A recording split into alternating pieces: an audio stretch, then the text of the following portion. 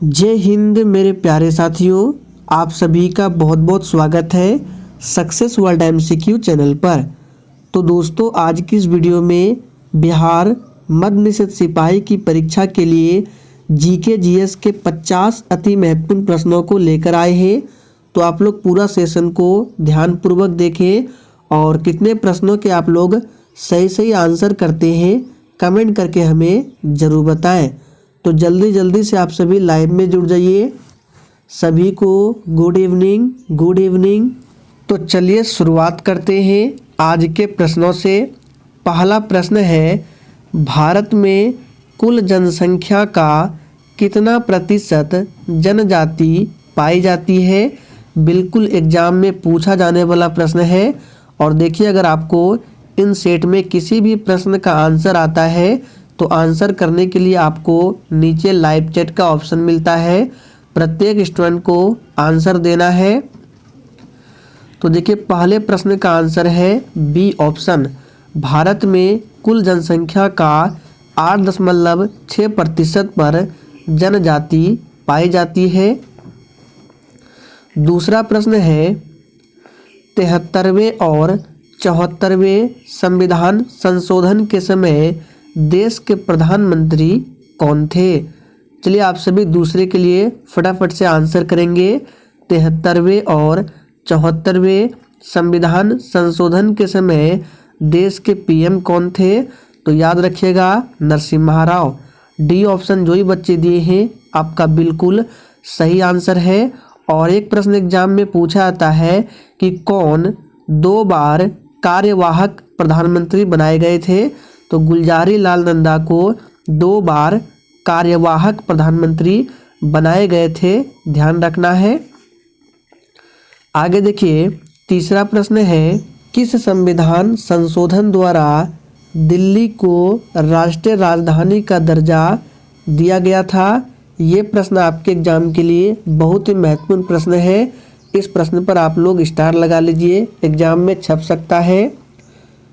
तो अभी आप लोग याद कर लीजिए, 69वें संविधान संशोधन द्वारा दिल्ली को राष्ट्रीय राजधानी का दर्जा दिया गया था। और भी ऑप्शन की बात करें तो 73वें संविधान संशोधन, ये जो है पंचायती राज व्यवस्था से संबंधित है और ये संशोधन हुआ था 1992 में। लेकिन 73वां संविधान संशोधन जो है ये लागू हुआ था 24 अप्रैल 1993 को। तो दोनों डेट को याद रखना है। संशोधन हुआ था 1992 में और लागू हुआ था 24 अप्रैल 1993 को। बात करें 71वें संविधान संशोधन, तो इसके तहत 3 नई भाषाओं को जोड़ा गया था। कौन कौन सा? नेपाली था, मणिपुरी और कोंकणी। ये 3 नई भाषाओं को 71वें संविधान संशोधन द्वारा जोड़ा गया था। आगे है, लाख बक्स के नाम से जाना जाने वाला भारतीय शासक कौन था? बिल्कुल एग्जाम में छपने वाला प्रश्न है, फटाफट से आप सभी आंसर करेंगे। लाख बक्स के नाम से जाना जाने वाला भारतीय शासक कौन था? तो इसका आंसर जो ये बच्चे कुतुबुद्दीन ऐबक को दिए हैं आपका बिल्कुल सही जवाब है, ध्यान रखना है। गुरु नानक का धर्म उपदेश क्या है? सोच समझकर आंसर करना है। और देखिए दोस्तों, आप में से जो भी स्टूडेंट चैनल पर पहली बार आए हैं, आपको बता दें ये क्लास आपको डेली रात 8 बजे लाइव चैट के साथ मिलते हैं। तो टाइमिंग को आप लोग ध्यान रखें। तो छठे प्रश्न का आंसर है बी ऑप्शन, मानव बंधुत्व का। गुरु नानक ये सिखों के पहले गुरु थे और गुरु गोविंद सिंह सिखों के 10वें और आखिरी गुरु थे। 7वां प्रश्न है, निम्नलिखित सूफियों में से कौन एक सर्वप्रथम अजमेर में बस गए थे? चलिए आप सभी साथ के लिए फटाफट से आंसर करेंगे। निम्नलिखित सूफियों में से कौन एक सर्वप्रथम अजमेर में बस गए थे? तो इसका सही आंसर है शेख मोइनुद्दीन चिश्ती। ए ऑप्शन इस प्रश्न का बिल्कुल सही जवाब है। आगे है, एवोगाड्रो संख्या का मान कितना होता है? चलिए 8 के लिए फटाफट से आंसर कीजिए। एवोगाड्रो संख्या का मान कितना होता है? तो याद कर लीजिए 6.023 इंटू 10⁻23 ये एवोगाड्रो संख्या का मान होता है। इसको याद कर लीजिए। तो ऑप्शन बी में दिया गया है। अगला प्रश्न है, दूरी मापने की सबसे बड़ी इकाई क्या है? चलिए आंसर कीजिए। दूरी मापने की सबसे बड़ी इकाई क्या है? देखिए प्रकाश वर्ष नहीं होगा, इसका जो सही ऑप्शन है पारसेक। दूरी मापने की सबसे बड़ी इकाई क्या है? पारसेक है, ध्यान रखना है। अगला प्रश्न है, एक फर्मी में कितना मीटर होता है? और ये प्रश्न बिहार पुलिस के एग्जाम में पूछा गया प्रश्न है। आंसर कीजिए, एक फर्मी में कितना मीटर होता है? तो याद रखिएगा एक फर्मी में 10⁻⁻15 मीटर होता है। तो ऑप्शन बी में दिया गया है 10⁻⁻15 मीटर। नेक्स्ट क्वेश्चन, लॉगरिथम के आविष्कारक कौन है? चलिए आंसर कीजिए, लॉगरिथम के आविष्कारक कौन है? तो देखिए इसका सही जवाब है जॉन नेपियर। जो ये बच्चे सी को दिए हैं आपका बिल्कुल सही जवाब है। अगला प्रश्न है, क्वांटम सिद्धांत के प्रतिपादक कौन है? और जिसने अभी तक सेशन को लाइक नहीं किया है, सेशन पसंद आता है तो आप सभी से रिक्वेस्ट है कि सेशन को आप सभी दिल से ज़रूर लाइक किया करें। तो देखिए क्वांटम सिद्धांत के प्रतिपादक कौन है? तो याद कर लीजिए मैक्स प्लांक है। सी ऑप्शन जो ही बच्चे दिए हैं आपका बिल्कुल सही जवाब है। अगला प्रश्न, वायुमंडल की आर्द्रता मापने वाला यंत्र का नाम क्या है? और देखिए इसका अगर आप लोग PDF डाउनलोड करना चाहते हैं तो डिस्क्रिप्शन बॉक्स में टेलीग्राम चैनल का लिंक दिया गया है, जाकर ज्वाइन कर लीजिए। वहीं पर जाकर आप सारे सेशन के PDF डाउनलोड कर सकते हैं। तो वायुमंडल की आर्द्रता मापने वाला यंत्र का नाम क्या है? तो ये है हाइग्रोमीटर। देखिए एक है हाइड्रोमीटर, ये नहीं होगा, हाइग्रोमीटर ध्यान रखें। नेक्स्ट क्वेश्चन, निम्नलिखित में से 2011 की जनगणना के अनुसार किस राज्य या केंद्र शासित प्रदेश में जनजाति समुदाय नहीं पाया जाता है? चलिए 14 के लिए आंसर बताएंगे फटाफट से। तो देखिए 2011 की जनगणना के अनुसार पूछ रहा है, तो पंजाब, हरियाणा, दिल्ली ये सभी सही है। तो इस प्रश्न का आंसर डी है। आगे देखिए, निम्नलिखित में से किस भाषा को लोकप्रिय बनाने में चंडीदास का योगदान है? चलिए 15 के लिए आंसर कीजिए फटाफट से। किस भाषा को लोकप्रिय बनाने में चंडीदास का योगदान है?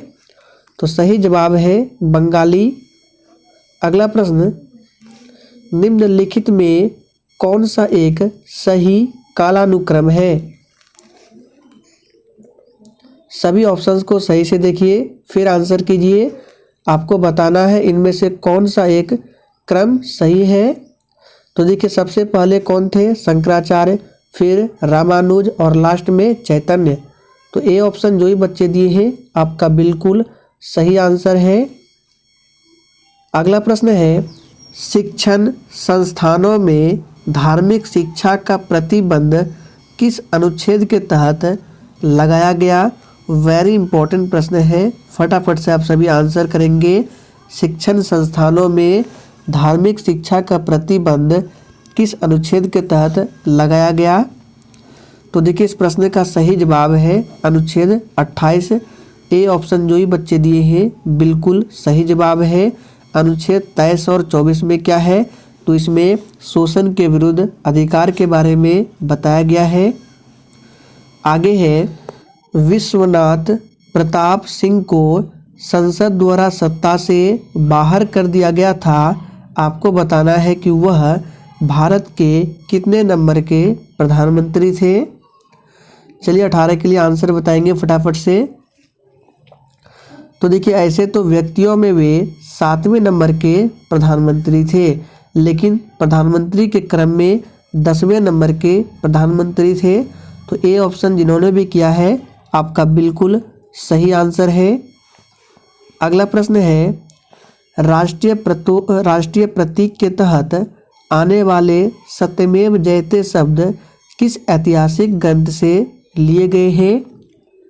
चलिए 19 के लिए फटाफट से आंसर करेंगे। सारे प्रश्न इंपॉर्टेंट है, इसलिए आप लोग पूरा सेशन को लास्ट तक जरूर देखें।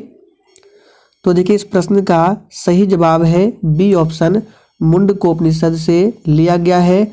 ऋग्वेद सबसे प्राचीनतम वेद है। अगला प्रश्न है, घड़ी में चाबी देना किसका उदाहरण है? बिल्कुल टॉप लेवल का प्रश्न है, फटाफट से आंसर करेंगे। घड़ी में चाबी देना किसका उदाहरण है? तो याद कर लीजिए, घड़ी में चाबी देना ये स्थितिज ऊर्जा का उदाहरण है। तो सी ऑप्शन जो ही बच्चे दिए हैं बिल्कुल सही जवाब है। गतिज ऊर्जा का सूत्र पूछा जाता है, हाफ एम भी स्क्वायर होता है, ध्यान रखना है काइनेटिक एनर्जी का। आगे देखिए, अनुदैर्ध्य तरंग उत्पन्न हो सकती है, सोच समझकर आंसर करना है। अनुदैर्ध्य तरंग उत्पन्न हो सकती है, हमने आपको बताया था अनुदैर्ध्य और अनुप्रस्थ। तो देखिए ध्वनि तरंग जो है ये अनुदैर्ध्य तरंग होती है और प्रकाश तरंग जो है ये अनुप्रस्थ तरंग होती है। ट्रिक क्या था? तो ध्वनि में ध है, अनुदैर्ध्य में भी ध है, तो ध्वनि अनुदैर्ध्य और प्रकाश में प्र है, अनुप्रस्थ में भी प्र है। तो प्रकाश तरंग अनुप्रस्थ है जबकि ध्वनि तरंग अनुदैर्ध्य तरंग है। और यहाँ पे पूछ रहा है कि अनुदैर्ध्य तरंग उत्पन्न हो सकती है, तो ऑप्शन के अकॉर्डिंग देखिए ठोस में भी, द्रव में भी और गैस में भी, यानी कि सभी माध्यम में ए ऑप्शन इस प्रश्न का बिल्कुल सही जवाब है। अगला प्रश्न है, प्रतिबल और विकृति का अनुपात क्या कहलाता है? चलिए आंसर कीजिए, प्रतिबल और विकृति का अनुपात क्या कहलाता है? तो ये कहलाता है प्रत्यास्था गुणांक। ए ऑप्शन इस प्रश्न का बिल्कुल सही आंसर है। अगला प्रश्न है, पनडुब्बी किस नियम पर आधारित है? सोच समझकर आंसर करना है। और दोस्तों सेशन के लास्ट में आप लोगों को अपना अपना स्कोर बिल्कुल ईमानदारी पूर्वक देना है। मैं सभी के स्कोर को चेक करता हूँ। तो देखिए इसका सही जवाब है आर्किमिडीज के सिद्धांत पर आधारित है पनडुब्बी। आगे है, यदि तरंग की लंबाई का मान आधा कर दिया जाए तो ध्वनि का वेग क्या हो जाएगा? चलिए आंसर कीजिए 24 के लिए। यदि तरंग की लंबाई का मान आधा कर दिया जाए तो ध्वनि का जो वेग होगा क्या होगा? तो ये भी आधा हो जाएगा। ए ऑप्शन इस प्रश्न का बिल्कुल सही जवाब है। आगे देखिए, ध्वनि तरंगे है।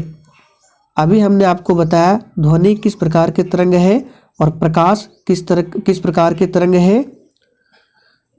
तो 25 का आंसर जो ये बच्चे अनुदैर्ध्य तरंग को दिए हैं आपका बिल्कुल सही आंसर है, और प्रकाश तरंग जो है अनुप्रस्थ तरंग है। तो दोनों को ध्यान रखना है, प्रश्न एग्जाम में पूछा जाता है। आगे है, उत्तल दर्पण द्वारा प्रतिबिंब होता है।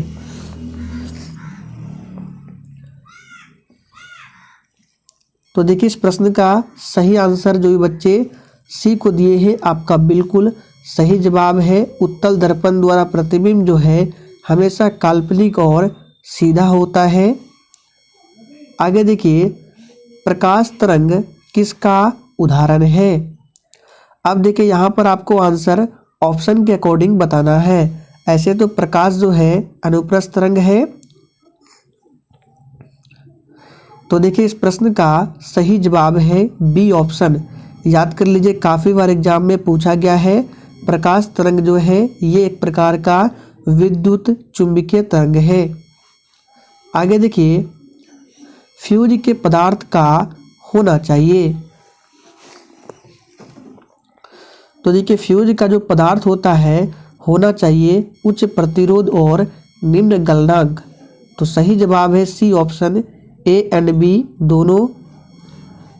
अगला प्रश्न है नर्मदा एवं ताप्ती नदी के मध्य स्थित है। वेरी इंपॉर्टेंट प्रश्न है, इसको भी ध्यान रखिए।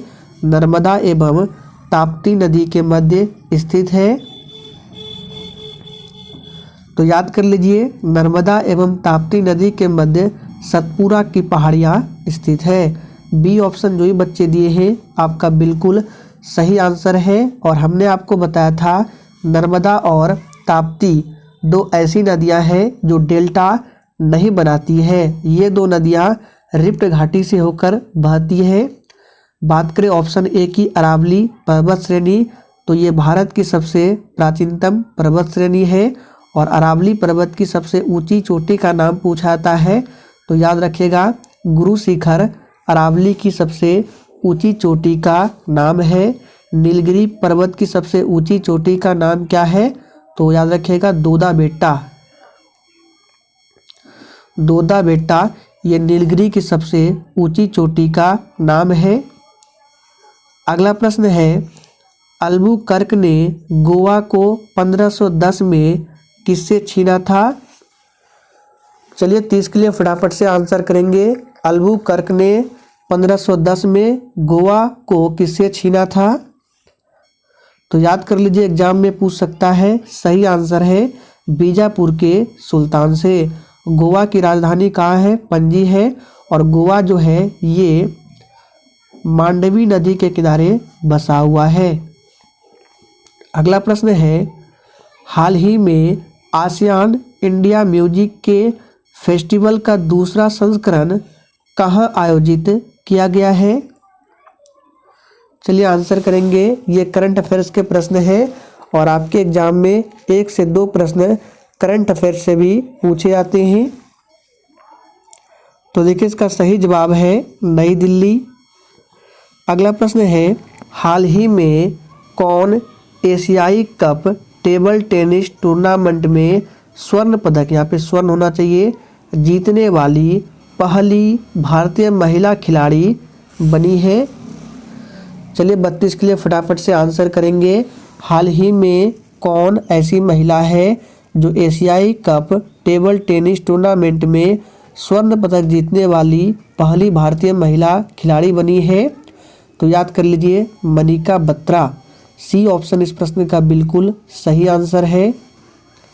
अगला प्रश्न है क्लोरोपिक्रिन का सामान्य नाम क्या है। तो बिल्कुल सही जवाब है आप लोगों का अश्रु गैस। क्लोरोपिक्रिन का सामान्य नाम क्या है, अश्रु गैस है। लाफिंग गैस का सूत्र पूछा जाता है N2O, ये लाफिंग गैस का सूत्र है।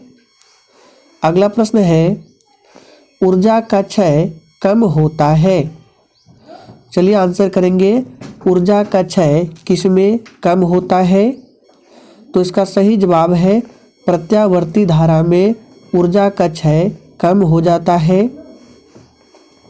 आगे देखिए ट्रांसफार्मर किस सिद्धांत पर आधारित है।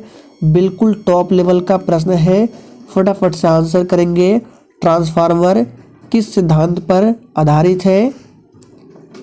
तो याद कर लीजिए ट्रांसफार्मर जो है ये अन्योन्य प्रेरण के सिद्धांत पर कार्य करता है।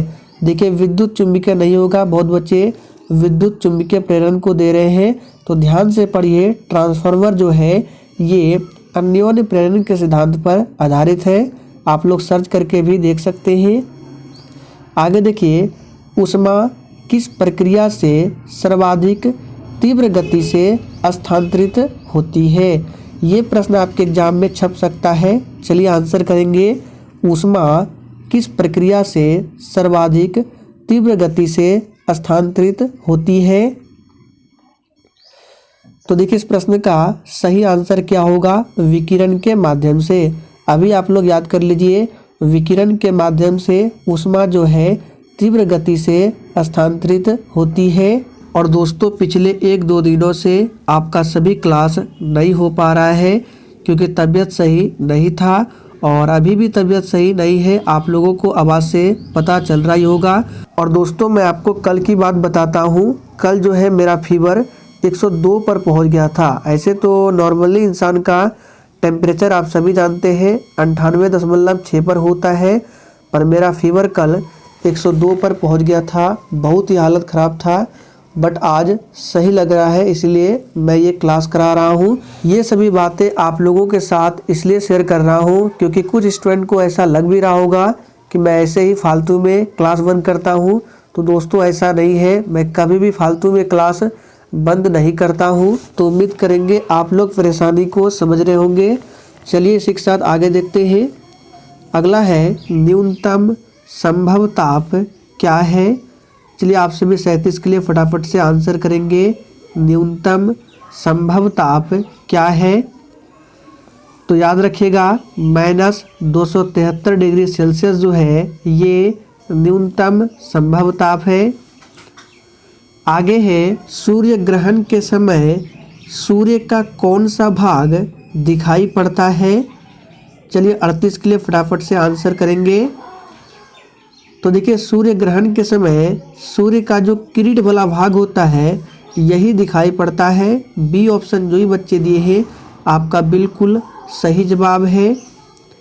आगे है निम्न में किसका अपवर्तनांक सर्वाधिक होता है। बिल्कुल टॉप लेवल का प्रश्न है। चलिए आप सभी आंसर करेंगे। निम्न में किसका अपवर्तनांक सर्वाधिक होता है? तो याद रखिएगा इस प्रश्न का सही जवाब है बैंगनी रंग का। आगे है निम्न में किस विद्युत चुंबकीय तरंग की तरंग दैर्घ्य ज़्यादा होती है। वेरी इंपॉर्टेंट प्रश्न है, इसको मार्क करके रखिएगा। किस विद्युत चुंबकीय तरंग की तरंग दैर्घ्य सर्वाधिक होती है। तो बहुत बच्चे बी को दिए हैं जो कि बिल्कुल सही जवाब है अवरक्त। आगे है प्रकाश की चाल सबसे पहले किसने ज्ञात की। ये आपके एग्जाम में पूछा गया प्रश्न है। चलिए आंसर कीजिए। प्रकाश की चाल सबसे पहले किसने ज्ञात की। और जिसने अभी तक लाइक नहीं किया है फटाफट से आप सभी सेशन को भी लाइक करें। तो देखिए इस प्रश्न का सही आंसर है रोमर ने। प्रकाश की चाल सबसे पहले रोमर ने ज्ञात किया था। निर्वात में प्रकाश की चाल पूछा जाता है तो 3 गुना 10⁻8 मीटर प्रति सेकंड ये निर्वात में प्रकाश की चाल है। आगे है सरल सूक्ष्मदर्शी में वस्तु को रखा जाता है। चलिए आंसर कीजिए। सरल सूक्ष्मदर्शी में वस्तु को कहाँ पर रखा जाता है। तो ध्यान रखिएगा लेंस और प्रकाश के बीच में रखा जाता है। आगे देखिए सांची का स्तूप किसने बनवाया था। सोच समझकर आंसर करना है। चलिए आंसर बताएंगे। सांची का स्तूप किसने बनवाया था।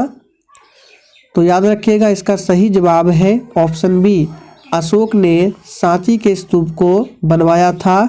अशोक को देव नाम प्रियदर्शी भी कहा गया है। पूछा जाता है कि इनमें से किसका नाम देव नाम प्रियदर्शी था। तो अशोक का। आगे है किसने पाटलिपुत्र को पोलीब्रोथा कहा है।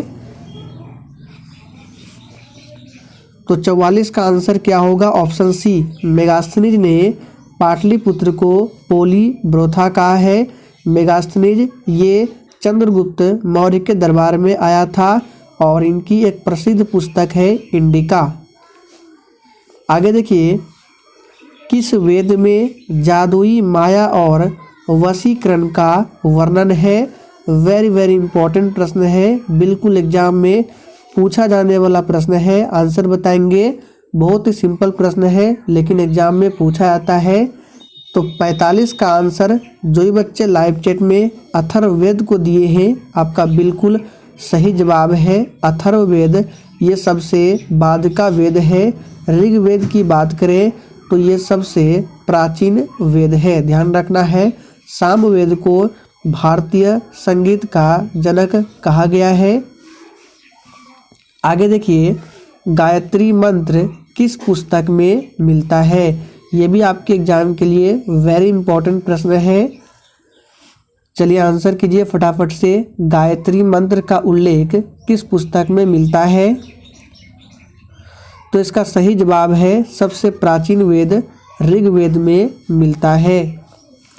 आगे है 16 महाजनपदों की सूची उपलब्ध है। चलिए आप सभी 47 के लिए आंसर दीजिए। 16 महाजनपदों की सूची उपलब्ध है। तो इसका सही जवाब है अंगुत्तर निकाय में। ये प्रश्न एग्जाम में छप सकता है, इसको ध्यान रखें। 16 महाजनपदों की सूची उपलब्ध है तो अंगुत्तर निकाय में। आगे देखिए, गुप्त वंश के किस शासक ने सर्वप्रथम महाधिराज की उपाधि धारण की थी? चलिए 48 के लिए फटाफट से आंसर बताएंगे। तो याद रखिएगा इसका सही जवाब क्या होगा? तो चंद्रगुप्त प्रथम ने, यहाँ पे प्रथम होगा, ठीक है। तो याद रखिएगा गुप्त वंश के किस शासक ने?